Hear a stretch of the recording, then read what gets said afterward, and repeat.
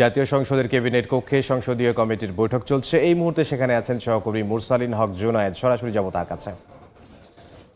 জুনায়েদ,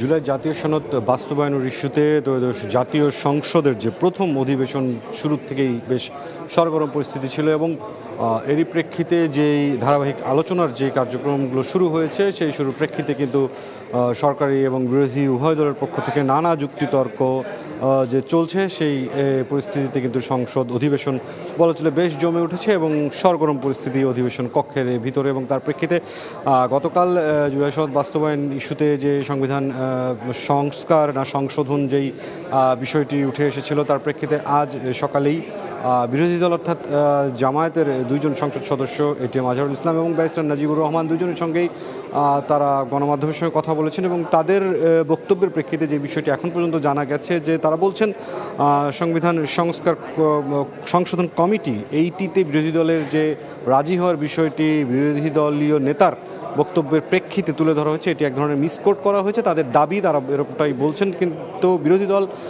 তাদের ভেতরে যে বৈঠক হয়েছে যে সংবিধান সংস্কার কমিটি এই নামে যে বিষয়টি হবে সেখানে সব পক্ষের সমান অংশীদারিত্বের প্রেক্ষিতে শুধুমাত্র তারা এই বিষয়টি নিয়ে আলোচনায় বসতে রাজি। অর্থাৎ বলা চলে যে জামায়াত তাদের যে অবস্থান সংবিধান সংস্কারের বিষয়ে সংবিধানের বিষয়ে সেই জায়গাটিতে তারা কিন্তু অনড় অবস্থানেই রয়েছেন এবং তাদের মূলত দুটি দাবি, কমিটির নাম হতে হবে সংবিধান সংস্কার এবং সদস্য হতে হবে সমান।